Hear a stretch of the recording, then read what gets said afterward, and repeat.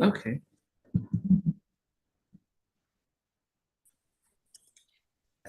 Hello, Hello, how you doing?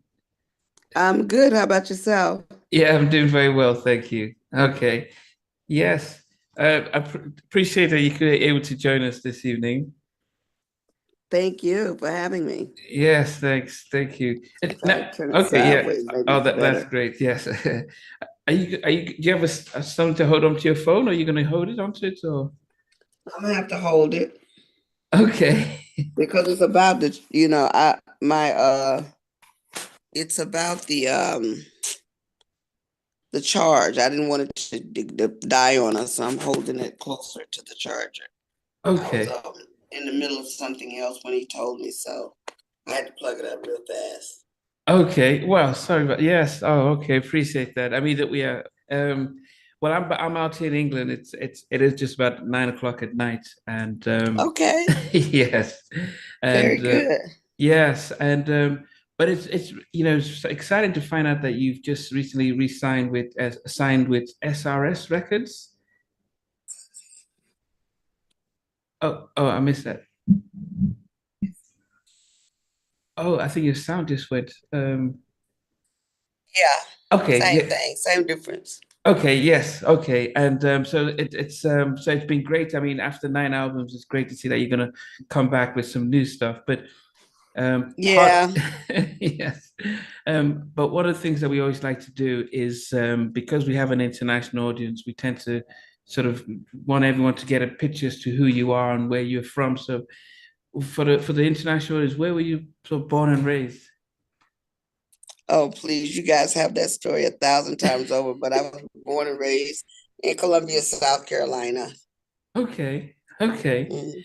and I mean, South Carolina. I mean, and then I guess for all of us, and as I said, being that we're international, I mean, a lot of us would, when we think about American artists, we have we were so used to seeing a lot of artists from the '60s through the '90s starting their craft say in churches and stuff.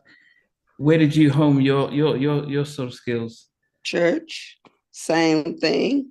I was born and raised in South Carolina, but of course, I started in church like most people do in the South. I was a gospel singer as a kid and, transitioned into secular music and so on. So, Yeah, I mean, you said secular music. I mean, I think many people, especially myself, didn't realize that you were one of the pioneers of hip hop, especially female hip hop. yeah, a lot of people don't know that because once I signed with Arista, I pretty much had a gag order not to talk about it. They didn't want to age me or date me, but I was part of the Ah, very first female rap group to transcend the worldwide connection. First female group on the Sugar Hill label, the sequence, and we were the first ones to tour. So before the Queen Latifahs, the MC Lights, a lot of the Salt and Peppers. We were established 10 years prior to that. yeah. I mean, I mean, are we talking about early '80s or was it the late '70s? 1979. Wow. I mean, I don't even think we even knew about hip hop until the sort of early '80s. No, you had Rapper's Delight, which was the first 12-inch, the biggest hip hop record at the time, and the female version, which was Funk You Up. Dr. Dre did it over. It's called Keep Your Heads Ringing, but that was the first rap record. Yes. Wow. That, I mean, I think the interesting transition is that you're raised as a gospel singer. Now, getting into hip hop, did it not seem sort of odd? Just the sort of rapping or talking as opposed to the singing, because it just Well, even. fortunately for us, we could do them both. Mhm. So, we started out as kids doing hip hop, but we could always sing. And so it was an easy transition. That is why one of the biggest records around is the Fugees, Lauryn Hill. Yes. Miseducation of Lauryn Hill and the Fugees was a replica of what we did prior to it becoming so phenomenal. Yeah. Did you get support among your peers at that stage, especially during? Absolutely. Our album went gold in 3 weeks. Wow. 3 weeks. We made Cashbox on Billboard. It was the first time in the history of music that females made Cashbox that quick. Wow. And we were the first female group to have a 12-inch to sell. 12 inches weren't selling. 45s were selling. We made a 12-inch, and it was the second one after the Sugar Hill Gang. First female group. They were the first male group to do a 12-inch that sold and broke a record. Yeah, I mean, which is amazing. And I'm wondering what your thoughts are as to why the Sugar Hill Gang became the sort of the VHS of early hip hop, and the sequence became like Betamax, where we Sugar Hill Gang became synonymous to the game because unlike Sequence, they had sampled a record which was already a huge record, which was Good Times by Chic. Yeah. Sequence had an original rap record, which had never been heard by anyone. So by the time people figured out what was what, that record had already been a success. Good Times had already been a success. And what they did is just rolled on a record, jumped on a record that's already was a hit. So it was easier to recognize off the bat. And so by the time the female version came, people had to get to know that record, but they were willing because they had such success with Good Times. I mean, with rappers like. Whose idea then was it to not do the sampling and say, let's just get another sort of classic track and just rap over that? We didn't want to do sample. We were the first and are the first of its kind to have an original rap record.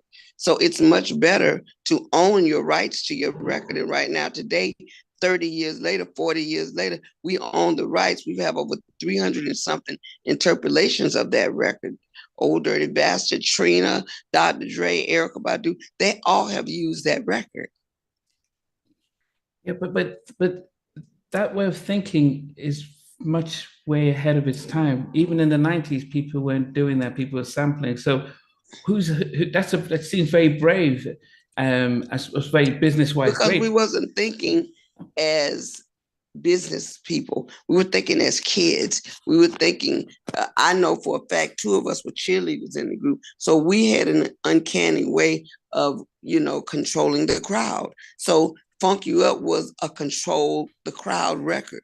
So we took the same energy that we did with cheering for our football team or our basketball team, and we cheered for our fans. And at the end of the day, it was an easy transition because we were used to doing it. Yeah. Is it the same? It's not the same Funk You Up that we had with Bruno Mars and Calvin. Bruno Mars was inspired by our inspired funk. by His was Uptown Funk. And he has parts of our song, Uptown Funk You Up. He said, Uptown Funk You Up. Our song was Funk You Right On Up. We're going to funk you right on up. So he took parts of that record to create his record. And he admittedly says that. Okay. I mean, that's definitely. It was inspired by the sequence. Okay. My goodness. I mean, when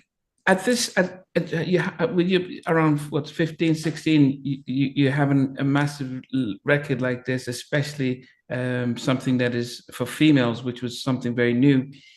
Was this your dream career? Did you think, yep, I'm in my career, this is going to be the greatest? Absolutely. What 17-year-old does not feel grand with a hit record and touring the world with some of the hottest stars? Yes, of course. We thought we'd hit the mark right on the spot.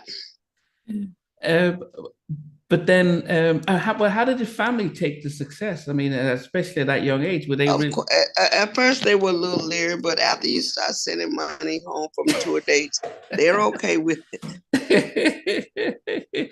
Yeah, because from the sequence, I know that you go to vertical hold, but then what because I think in the 80s we started getting people like Curtis Blow and others coming up.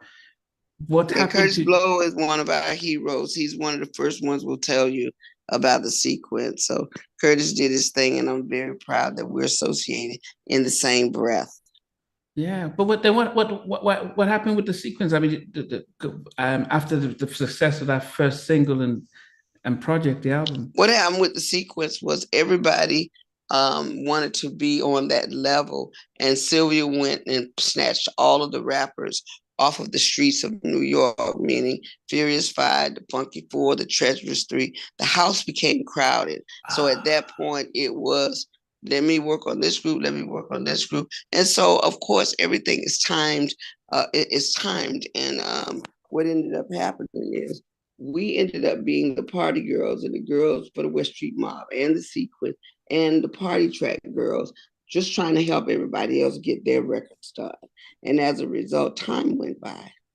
By the time the whole roster for Sugar Hill was going bananas, we were all the way back around to square one trying to get another hit record because all of the hits were being absorbed by the newcomers that came in.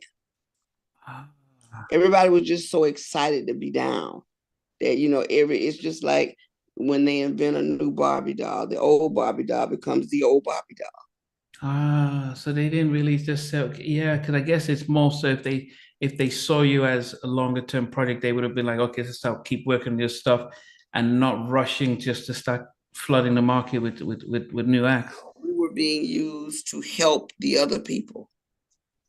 Pretty much we were, singing and rapping and writing and doing other things. We were the voice of the West Street Mob half the time.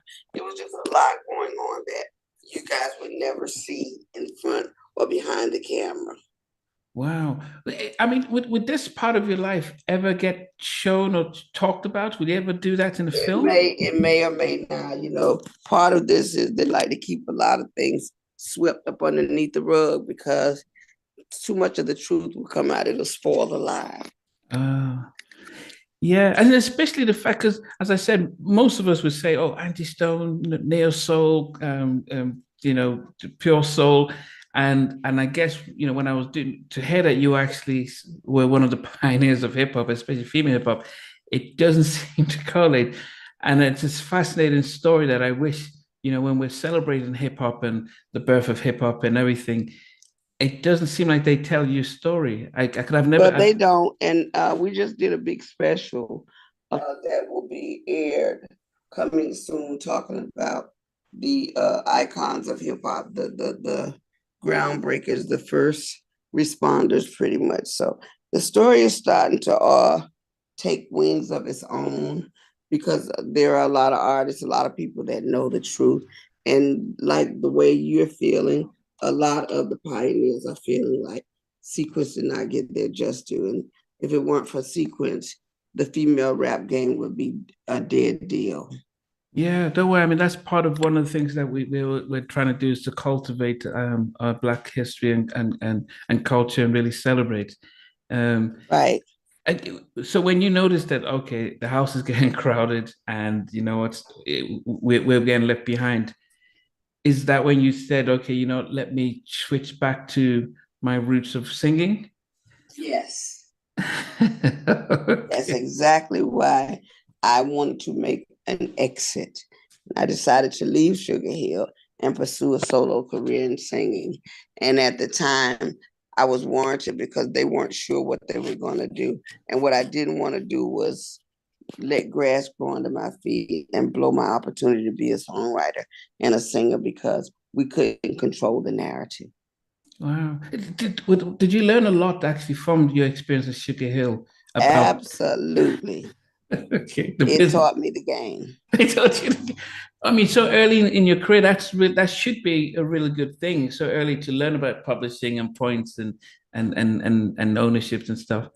I did learn, but did I apply it right away? No, because I was learning as I went along. Wow. And in doing that, it's called trial and error. You make some mistakes. And I made quite a few mistakes, but I kept going. And my gift made room for me. I kept writing. I kept producing. I kept growing as an artist. And as a result, I finally cracked through and people began to respect me as a songwriter. Yeah, no, the element of being a songwriter, because that's not a natural thing. And some people have, when I've interviewed, have spoken it more of as a gift, and some have to work towards on it. For you, how was songwriting to you? Did it come naturally? Did you have to work on it? It came naturally because I poet. I love poetry. I love English. I love words. So for me, it was easy because it was something I enjoyed doing. It's not as easy for other people because it's not, something they enjoy doing. Okay, okay. So even when you with sequence the old raps, was it part of the poetry you were just writing and expressing and flowing with it? Correct. Okay. And then when you went back into singing, did you have a subject matter that was in those early days that you focused more Oh on? no. Whatever I sang about at the time was what I was experiencing. It was very interesting because for me, I could do, anything but fail back then. When you're young, you're hot-headed, you're excited about life and you can't make any mistakes. And back then, I wasn't making any mistakes. I was winning and Mm, I could do what I wanted to because I was the author and the finisher of my story. And I always had God in my life. So yeah. because of that, I made sure that I was anchored in the spiritual world uh, with God, and I trusted every move I was making. Yeah. Wow. And then Forgive me for moving around. I have to get comfortable because I was sitting in front of my fireplace. It got hot. yeah, no, it's fine. It's fine. No, it's fine. No, it's a blessing that we've got you. The did you plan to then go solo? Because I think the next we kind of saw of you was part of Vertical Hold. Well, I went solo once I walked away from the group. I didn't know that I would join another group. I started writing by myself, and the people that I worked with, the engineers, which ended up being Vertical Hold, the guys at the studio loved my ability to write. Mm, And so they started asking, could I write to some of their tracks? And that's how we ended up being a group. okay, okay.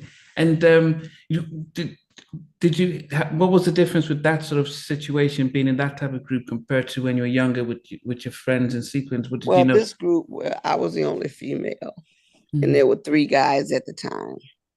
So it was already different. I didn't have the cattiness of being in a female group. yeah. And I was the center of the attention because I was a girl. I was the only girl.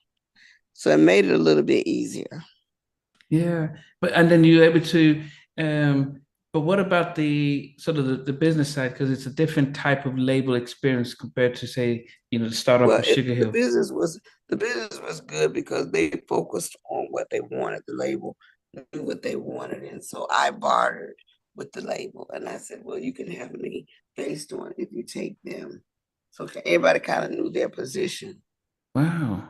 Okay. Did you enjoy when you go look back on Vertical Hold, did you enjoy that phase and period of your life? I And did enjoy it. It just was too long trying to get signed. ah, okay. Yeah, it's a very different world now where people focus on the music and not the business side. And being Yeah, signed back then is that was your way of getting your music to the right. masses. Um, but it seems as if after a couple of years, I mean, we get you there till probably the mid '80s, and then we sort of don't sort of hear from you until the late '90s. What was happening in that sort of gap? Well, I think I had put in the time that I wanted to with the group. I hooked up with D'Angelo, started writing and learning a new energy, and I wanted to build on to that. Became involved, in relationship. My life took on a different meaning. And as a result, I was transitioning into the next relationship. So that relationship with the group had run its course. Okay, okay.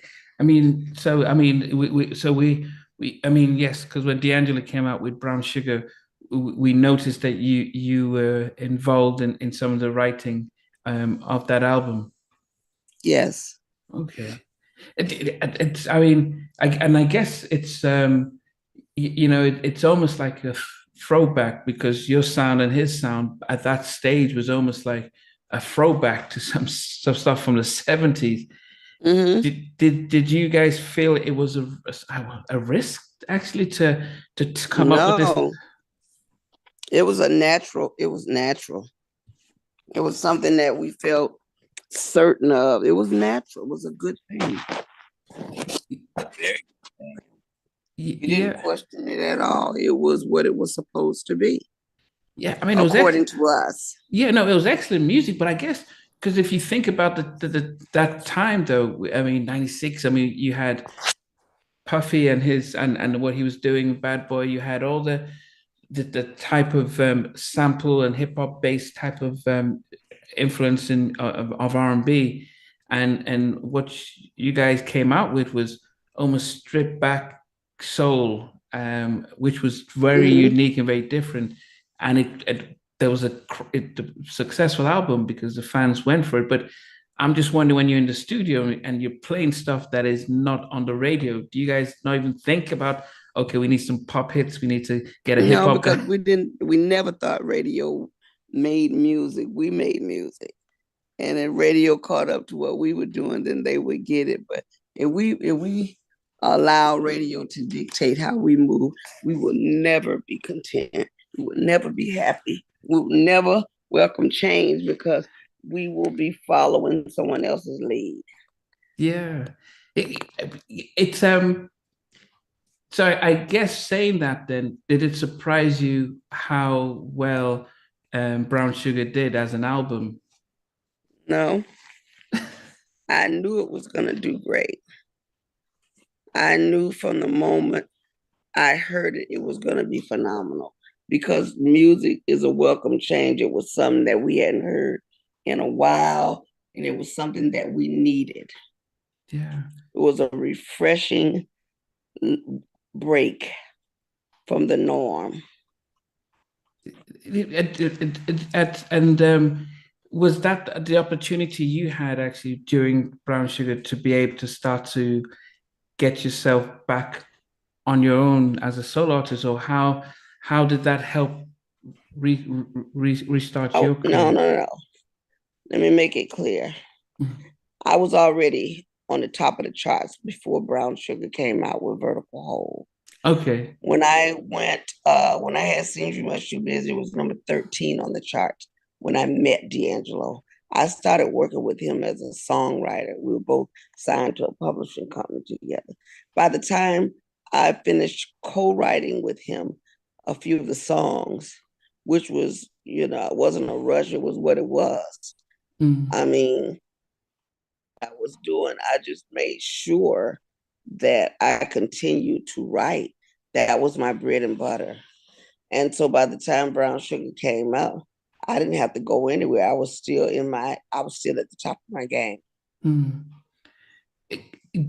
Did when you were writing, did you feel as if, actually let me, yeah, I just enjoy going back into writing, or did you feel as if Oh no, I never wanted to just stay writing. I love performing too much. how did the opportunity then come? Because you signed with the next we see you signing with Clive, which is the biggest. He's over 90 years old. It was easy because I had written a lot of songs. I had done a lot of demos. I had voiceover for Divox, and he came to London, the UK, and played some of my stuff or some of my demos, and they thought we were a group. They wanted to sign me right away. So what he was trying to sell was a group, and I had to come in the loop and say we are not a group. I'm a demo singer. I'm an artist in my own right, but we are not a group. So I didn't want to do another group. So I made it very clear, and they understood. Wow. And then actually being, did you feel as if signing with Clive was, because he seems to have a way of um, taking female artists to, really taking them to the next level. How did you feel about him particularly coming to you and saying he wanted to bring you on his No, label? I just wasn't concerned with any of that because I was always super confident in my work. So I didn't need Clive to validate me. It made me feel good that he appreciated No More Rain in This Cloud and wanted to get involved. But I didn't need him to validate who I was. It just made me feel good that he actually appreciated the music. Yeah. Were you allowed to do the music yourself? I mean, what I mean is that they Yes, went, yes, I okay. did all my music myself. Clive actually entrusted me to do a lot for myself and others. Now that is very rare because most labels are looking at, well, commercial, but No, not him. Anybody that he felt that could gain something from me, he would encourage yeah, the but when Black Diamond came out, did you the success of it and the impact, did it catch you by surprise? it. Yes, of course, because nobody thinks their record is going to come out and do that well. I didn't know I was just another fly on the wall that, and it happened. Yeah. The because yeah, as I said, because one of the things that both yourself and as I said we got from D'Angelo was that sort of usher of um allows us to go back to soul. And I know Kadar came up with neo soul, but it was stripped back R&B. So we had yourself, we had Erica Badu, Jill Scott came along later on, and Why you so say Kedar came out with Neo Soul? Who told you that? well, he says he actually tried to copyright it. He tried to copyright the name Neo Soul, and because he said he invented the name Kedar. And you believed him. No, this is something that was if you search for it, you see that he tried to copyright it. That he says he coined the phrase neo soul, and that was what Oh, he tried to do at Motown at the time. oh, okay. Yeah. Yeah, everybody wants to be a star, huh? Well, yeah. Well, yeah. Okay. Yeah, he's because he started. As I said, we were consumers and we were fans. We just Well, when people used to ask me, what does that mean? I used to laugh because I never knew what it means. So I gave it my own rendition. I took those letters and I called it New Era of okay. Music. Wow. That's the only thing that Neo meant to me. It was a new era of music. Okay. Mhm. Okay. And it definitely was, and it was something that as I said, we Well, that as was my definition. But who had nobody asked me other than not about where did it come from, because I would have told them I didn't know. But I did tell them I didn't care for it that much. It didn't make sense to me because I don't ever want to have to explain to someone what does that mean when I don't know what that means. It did come from my creation. So Neo Soul was just another person wanting to be a star. So they threw something together, and that's what I see. yeah. But did you feel like you were in a company of others who was on the same vibe of that type of felt relaxed to be able to I express think them? that everybody that jumped on the bandwagon followed the lead of D'Angelo, Ah, including me. I followed his lead because once he opened the floodgates, I'm like, okay, this is very comfortable for me. So he and I started working together and started to create something that everybody wanted to shape their music up. They had a direction now. And now with the two of us working together, I'm sorry, the two of us working together to make sure this sound was, authentic, we stayed true to what we believed. So everybody else coming behind that was trying to mimic that. yeah. Whether they was trying to do their own thing, I couldn't tell you that. It was too close to trying to keep up with what we were doing. Yeah. One song that really inspired that, which is probably still needed, was Brother. Yeah, well, D'Angelo had nothing to do with that. No, no, no, but because one of the things that was powerful, and your song, because one of the things that was powerful about it was um, sort of the recognition of black men, and Mhm. you know, it, Well, it it was said loud, I'm black and I'm proud on the female side. It was that there was that barrage of energy that just kind of said, I'm glad that I'm black. I'm proud to be black. I want you to be empowered as a brother to know that because your blackness is your strength. Yeah, but I mean, when you think about what we experienced with George Floyd and the the worldwide outcry, but in spite of that, we're still seeing these situations happening.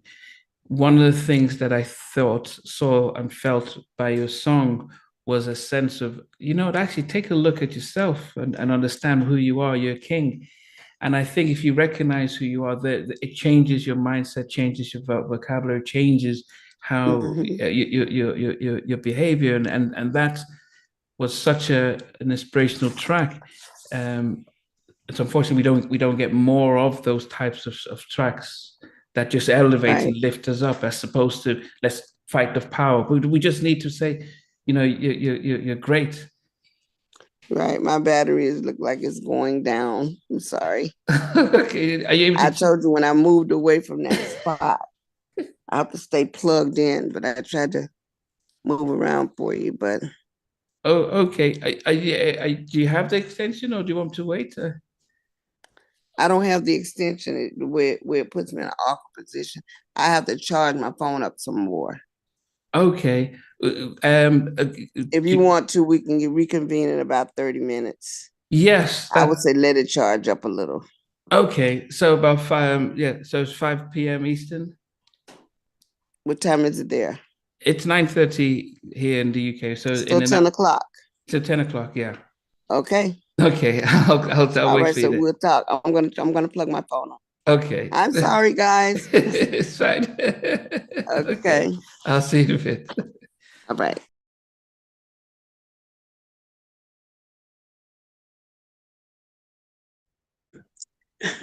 Hey, hey. Hi, Angie. How you doing, babe? I'm doing well, thank you. I'm doing well. Good. Yes. Well, appreciate being able to get this interview rescheduled. I know the last time Yeah, we had some technical difficulties at the end. that's okay.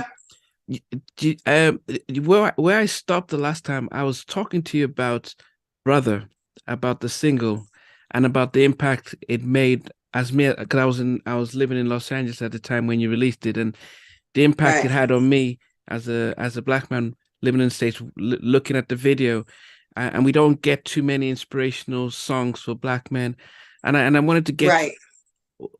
where you thought about the concept of doing that, and did you realize the impact it would have? Well, Harold Lilly, myself, and Raphael Sadiq, Oh, wow. that was where the birth of the song took place. Harold Lilly actually started writing the song, and it was just like uh, freaking frack. Raphael is super, super, super talented, and the magic began to happen. Mm. Um, the more they came up with the song, the stronger we got in as a whole, because now there was a purpose-driven song. So now I had to put in my head, how am I going to approach this? Because I could get blackballed. I mean, they could say she's racist, she doesn't want to do nothing but black records, and Yeah. we're not going to play it. Or they could say, we're going to support her because it ain't but one out there. We got to let her go on through to do her thing, because it could send the wrong message if we don't do it. So I think that they embraced it, not knowing the impact that it would have on our up and coming generation. And I think it was a great move, mainly because all of the police brutality and the beatings Mm. that started to come down the pipeline, we had something to reference and look to. And the song is still very relevant Yeah. today, because they won't let it go. Yeah. No, because there's not too many. I mean, there's not too many songs that try to lift up the the black men, and that seems to be the community in which, for somehow, especially in America, because I'm Nigerian heritage. I was born in England. I went to Mm-hmm. college in the US, but I noticed that America had more black fathers went in the homes as in most places, and so it was a very powerful song. And were you surprised with how successful it became? Yes, I was, because I mean, I knew James Brown did Say It Loud, I'm Black and I'm Proud Yeah. many years before. But I think for the millennium and the generations to come, they needed something new and fresh that was connected to their reality. Yeah. So having the college students, the high school students, and the basketball players, and all of the actors and different people. Yeah, Will Smith and stuff. Yeah. John, yeah. Then we have the Will Smiths and all those people in your video. It kind of says, "Hey, we are the marching on. We are here. We are the crew. We are the foundation. They become the landmark of look. I am you, and you are me." Yeah. There is one person who sadly is not around that doesn't get enough credit and exposure, who wrote a massive song for you, Andrea Martin. Oh, listen.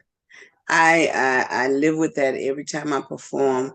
Wish I didn't miss you, because that is she and I singing that song Oh, she together. sang. Okay. Yeah, she sang. Every time you hear, with that, I can't eat. That's she and I together, and it was as if two sisters were in the studio together, and we were having a blast. And when I got tired, she jumped right in and carried me and started singing and held a lot of it together when I was exhausted. But Wow. every time I do that song now, I leave some of the backgrounds in so that I can hear her there. She will always be a part of my legacy and the history, and people will always that sing that song. They will always hear her. Yeah. And but I'm just overwhelmed that I had the ability and the time to work with her. Andrea Martin and Ivan Matias wrote that song, and Ivan called me about a month ago. He said, "I have a hit for you." And it's the first time we're trying to do something without her. And I said, okay, we'll cross that bridge when we get to it. But Andrea Martin, it's still hard for me to believe that she's gone. She was an amazing songwriter and producer. Yeah, I think, and that's the thing, because she wrote the big hit for "Don't Go" for In Vogue, and I think Waterfalls and not, but because she wasn't a singer as well, most of us outside of the industry wouldn't have known who she is, and that's why. Yeah, but she is a singer. That's her singing on "Wish I Didn't Miss You" with Yeah. me. She is a singer. I'll get back to you, Chris. Okay. Yeah. So that, because that's, I mean, it's when you look back at your catalog. I mean, I know you're coming around with some new stuff now, but what is your Angie Stone song that you think, okay, this is what, maybe not your favorite, but the one that you think actually everyone associates with Angie Stone? I love "Pissed Off." I love "Bone to Pick." I love "Greengrass Vapors." Um, a lot of my early record was more hip hop soul. By the time Mahogany Soul came out, it was a little watered down, but it was authentic neo soul, according to this term neo. But Greengrass Vapors, "I Love You the Way a Man Loves His Money," $20, Greengrass Vapors, "Bone to Pick with You," all those songs were grit, grind, and they were all me. And so, with the exception of one or two songs that was written by Stephanie Bolton, Freedom Lyles and I did that album, and he actually wrote a song on this new album, which I'm super excited about. It's going to be a great club record, and it makes me miss working with him. Wow. I mean, especially with what has led you to come back and start releasing new music, especially as the industry seems to have changed slightly since when in the heyday. I never left, but I can tell you this.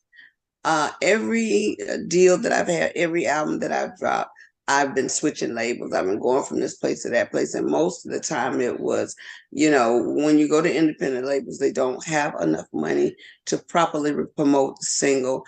So you'll put one out, and if it doesn't go to the top, they very well seldom want to put more money into a second single. So it got to the point where I'm like, you know what, I'm done, because if they don't have the money to compete, I'm wasting great material on it's just sitting on the shelf. And once I had decided I was done with that, then I had a company pursue me. That made the difference. When SRG says, we want Angie Stone, I was like, my eyes popped open, because I'm like, okay, this is the change in the road, because here's a company that's saying we want to put our money where our mouth is. We love her. We need to invest in her. This is the kind of deal we want to do. Can she make it happen? And just listening to that drive and that determination made me say absolutely, because now I had partners. I wasn't by myself. Yeah, I mean they because I've interviewed Rough Ends, and they're partnered with SRG, and they have done well in trying to push their music, the videos, and I know recently they just brought up on Chaka Khan, so it looks as if they are really trying to take a hold of R&B music and really make a statement. Yes, I really believe that they will do a great job. So what are you working on, a full album, as EP, oh yeah, a single? I'm just about one song away from finishing the album. Wow. Okay. And so do you have a time frame as to a single dropping before the album, or what's Well, you're gonna get the single on the 10th of next month. okay, 10th of March. And when you get that, we'll be gearing up for the album release shortly after that. How does it feel being back in this sort of mode of album music? I is you know what? I have to wait until I see the rhythm, how the temperature is with the record. I know a hit record, I've had quite a few. So I know when they genuinely are feeling a record. My thing is that when we start feeling it, we'll all know. Once that happens, I think everybody that has been contemplating doing the song or the album will either embrace it or reject it. Yeah. The when I was telling people that I'm going to I'm interviewing you, a lot of people said to talk about your movie career, and as much as your singing career, you went from yeah, hot chicks and to fighting temptations, and what how did the transition to acting for you? Well, I always was an actress. I wanted that before singing. I just became famous with singing first, but which kind of pushed me away from the acting, because I was so busy touring and trying to keep up with my music that by the time, I really started pursuing my film career, which started to take off pretty quickly. I found myself in the throes of putting a record out and trying to do this movie and trying to promote this, can we go to this movie premiere? And so I realized until either one of them was making me enough money to really cancel or engage the other one, I had to kind of balance the scales. So if a movie comes and it's really a nice piece, Hot Chick was a great movie for me. I didn't have a whole lot of work to do, and they paid me a decent salary. The Fighting Temptations was a fun movie for me. It afforded me the union, my health care, and everything else I got. Now I'm looking to get. I just did a movie called Whole Phase. I did Lincoln Heights TV. I did In the Cut TV.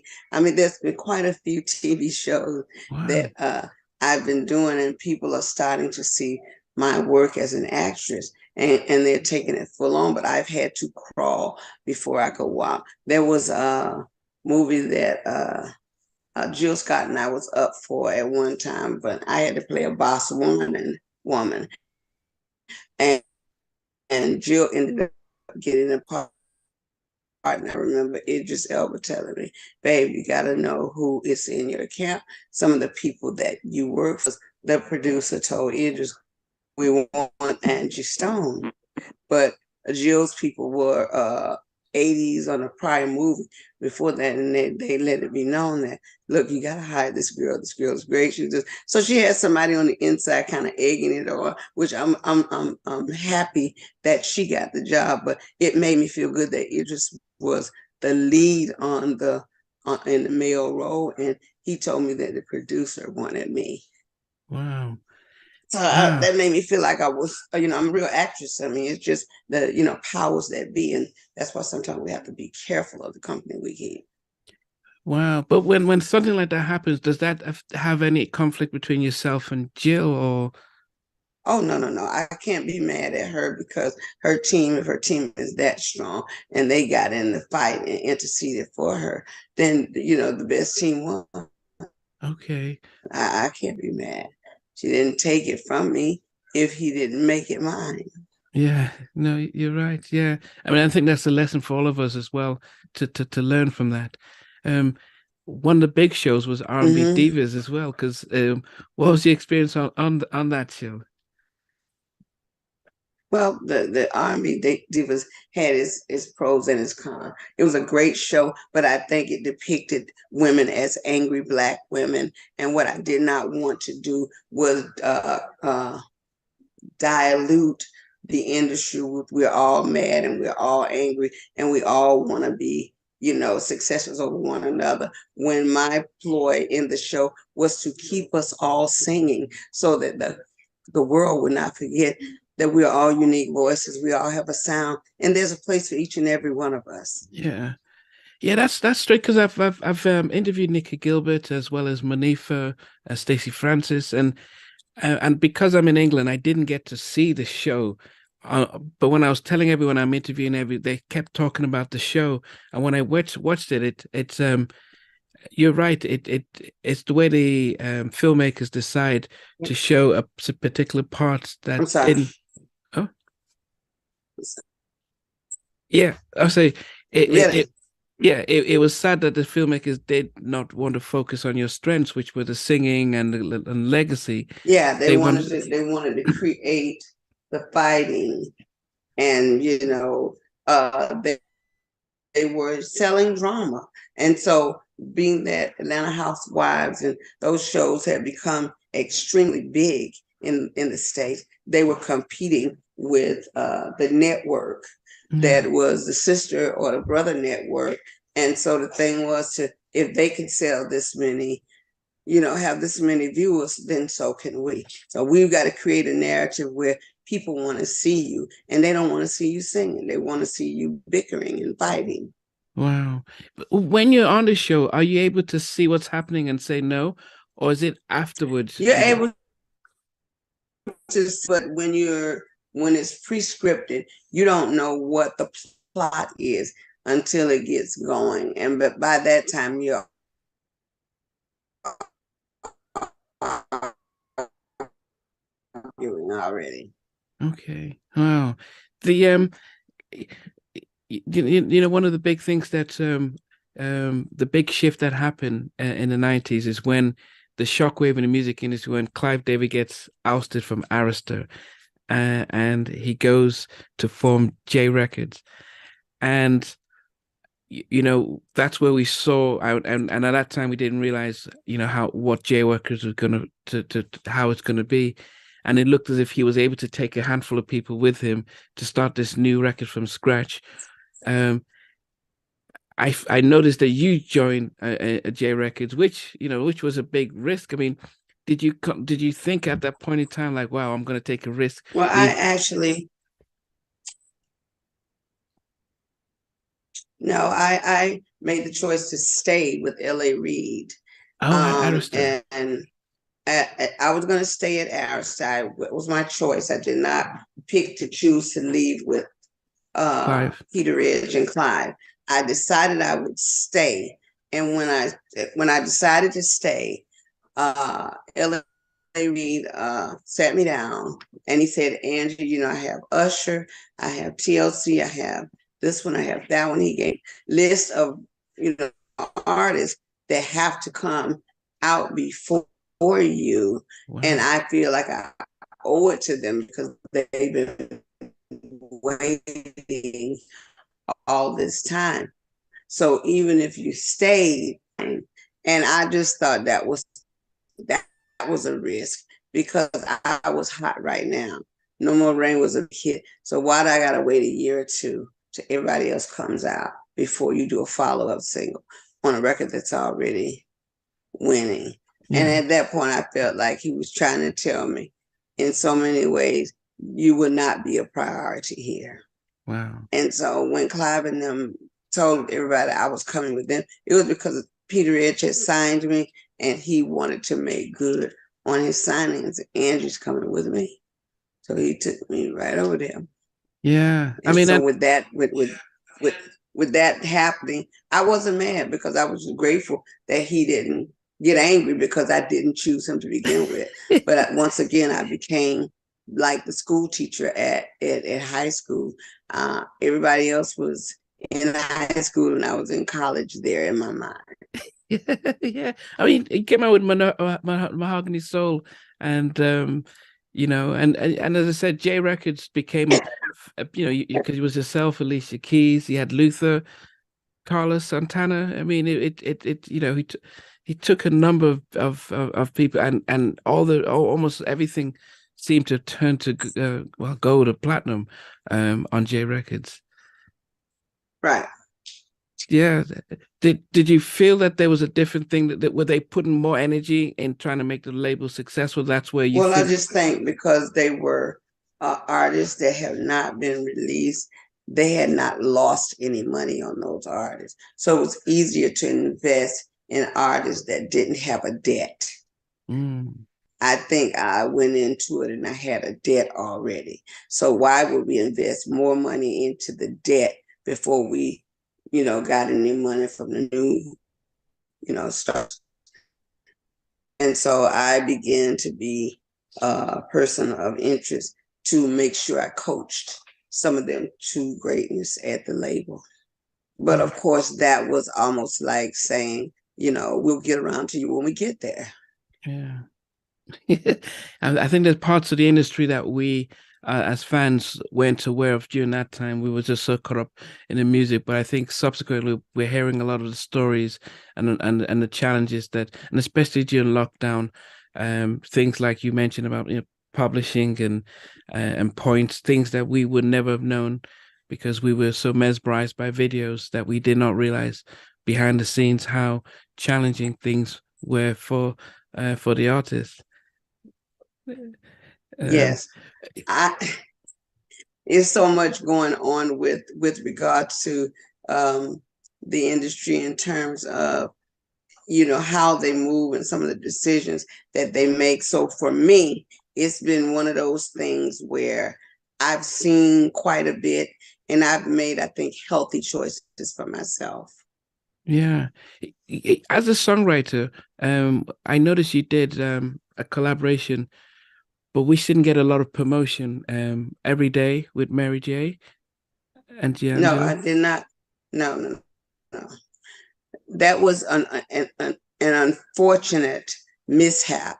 When I did that song, Every Day I did that song, that song for myself. I was pregnant with my son, and D'Angelo and I, did that song.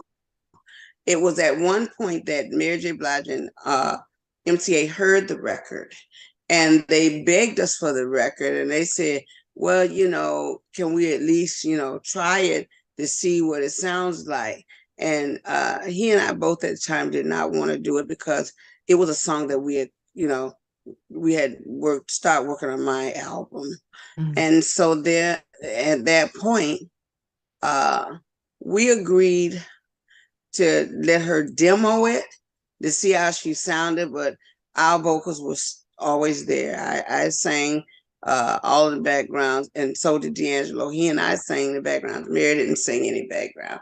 She tried to mimic the lead that I had there because they loved the song, and we did not like what we was hearing. We didn't think it was, what we were capturing. So we both decided at that time that we were not going to let her have the song. It was after and they had booked studio time for for her to demo it. Mind you, we had studio at home, so we took our files there. We had our own stuff. And once we didn't like it, they had those masters at MCA, and they waited, after I put the record out with Devox, I put the record out overseas, and I put the record out in the States. They released that unfinished demo. They leaked it out to the public, and you listen at YouTube, you can hear someone say they got an unreleased joint with Mary J. Blige, but it's really me on the track singing underneath Mary. She tried to do the lyrics, in which I have really been very upset about it, because it was along with Die. There's a song called Paradise and Every Day, which are both were written together. It was the first song I'd ever written as a partnership with D'Angelo, and they took both of those songs and they released the demo masters without permission.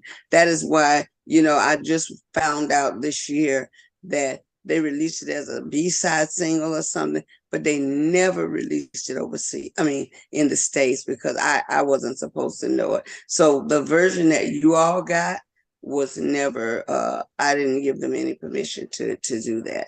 And as you could see, it was a horrible fail for Mary, because she couldn't get behind it and fight and support it, because it was not hers to do that. Wow. And you couldn't do anything? I don't know how that works. Can they just do that? Well, they stole it. I mean, it's not, can you just do that? I can go back right now and sue them, but what they would have to do is go to the licensing company, which is probably Universal, probably the same company I was under, and see, sue somebody for releasing the masters. No one should have been able to go in MCA and get those masters and release a song without our permission. Wow. So even if I wanted to cut the song Die over, she called it Paradise, but I wrote the lyrics, I did the song, D'Angelo and I sang and recorded, and then she put her voice on top of it. I wanted to go back and do that. It would drag us both through court, and my thing is, from one sister to the next, I don't want to see that happen. So I was trying to deal with it from a diplomatic point of view. I don't want to sue you. I don't want to make a big deal out of it. But you can't just get away with this, because even though you're not really using it, you're using it more than me, and I can't use it without having an explanation as to why I'm doing my own song. Oh, goodness. Did that affect your relationship with her?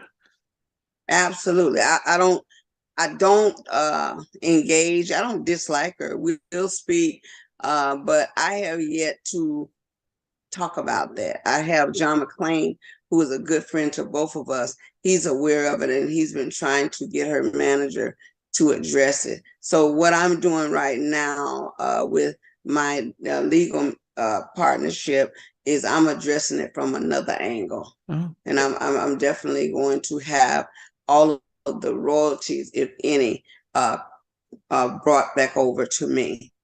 Oh, is that John McClain, Michael Jackson, John McClain? No, it's just that's John McClain and Michael Jackson. Wow. Okay. Yeah. You went big time. Wow. Okay. Okay. Yeah. Wow. No, that's disappointing. And I think that these are things that we probably, as I said, I thought it was something that you and D'Angelo did for Mary, and we wondered why it didn't have a video and stuff. But I guess that's the sad things that we are learning about how the industry. Yeah, we didn't have a video because they were sneaking it under the radar. Normally, why would three big artists that work on a song like that not have a collaboration more credible than that? If they stole it. Wow. My goodness, especially since you I mean the both you and D'Angelo were with Dynamite at during that time, during the whole soul and stuff. So it would have I do that song everywhere I go. People, you can tell who is the originator of the song because the performance speaks loud and clear. Yeah. Yeah. I mean, there's nothing like singing your own song because you know where it came from, I would assume. Yes. Yeah.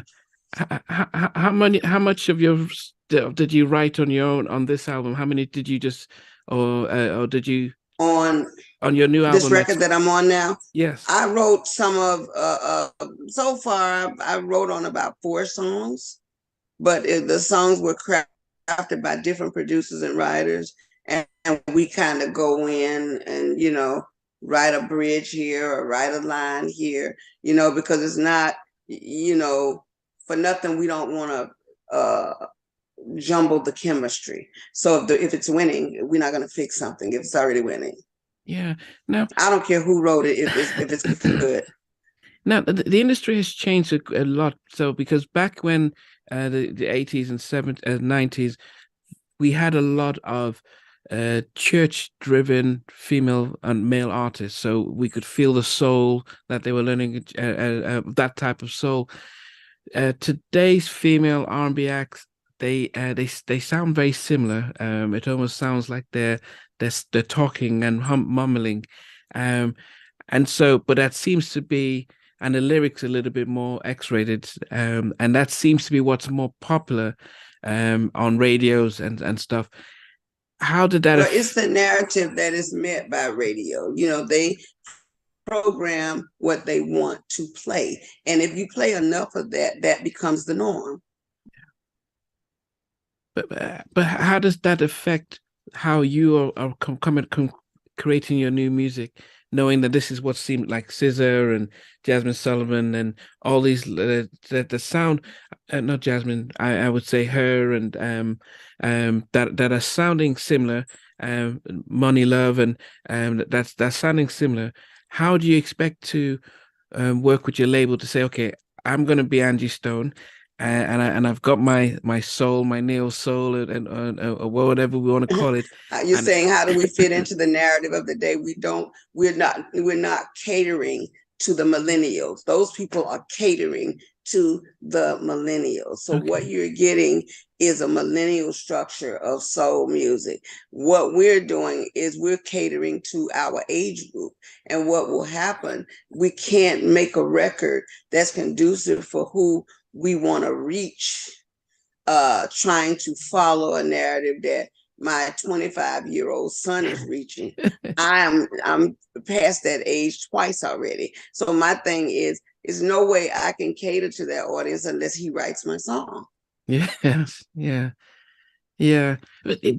So But it kind of makes sense mm, that, they have their narrative and we have ours. If you are 30, 40 plus, you're looking at the kind of music that I make. If you are 25 and under or 30 and under, you're looking at the music my son makes. yeah, no, it's true. But I wonder. Yeah, so we can't change perception. Right Mm, now, SZA and her and all of them, they're speaking to their audience. mm, yeah. But I wondered, what does the late, because those of us of a generation who wouldn't would bought your records and hear you on TV, Video Soul and stuff, we don't normally get, we're not going to get the outlets as we used to, and so does your label say, okay, this is how we're going to sort of get you off your audience to get to hear you.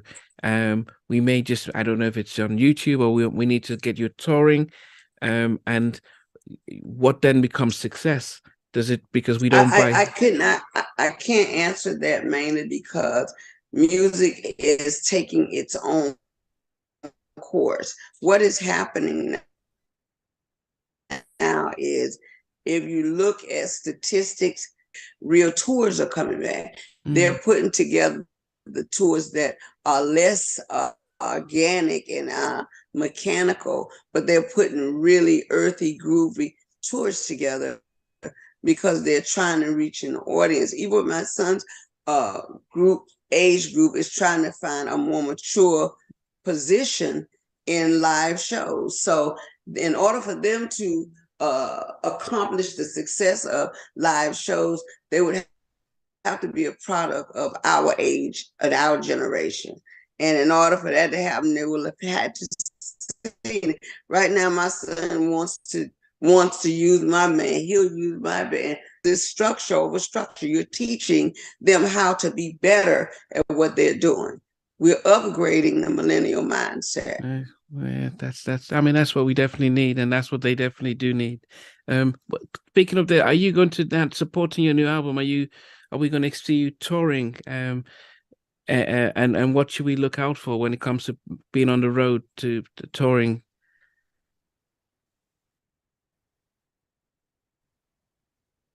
Well, you know, you're gonna get Angie Stone, the authentic Angie Stone. I will have my band. I will have everything that I usually have, but I mean, and I'll do my music the way that I do it. The structure will be pretty similar to what I've been doing. It's just that there'll be more material. Okay. Are there dates? I know that are there dates we should look out for?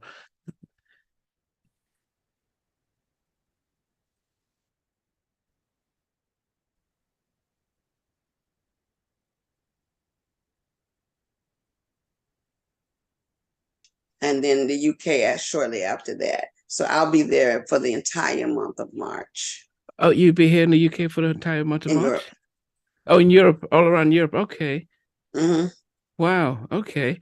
And for those in the US, when should they expect to see you? Well, I go to New York next week. Wow. I'll start doing some shows there. And when I come back, I'd say April, we're gonna start some, stateside dates. Wow. Yeah, I'll be sure to make sure that people are definitely aware of that.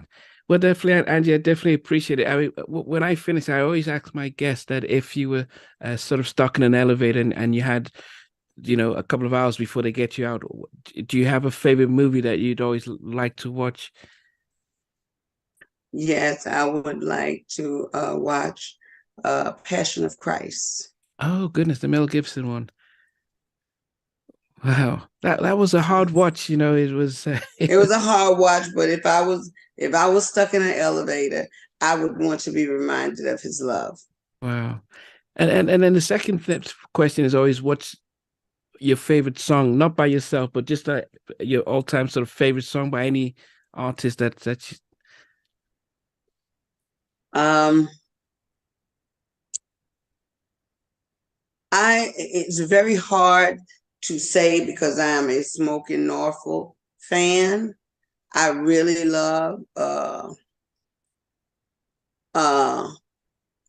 any of his songs that kind of generically positive and pop with a soul tinge and performance. So I love Smoking Norfolk.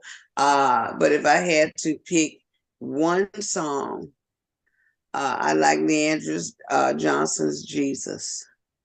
Okay, okay. I've not heard that, but I'll definitely look out for that.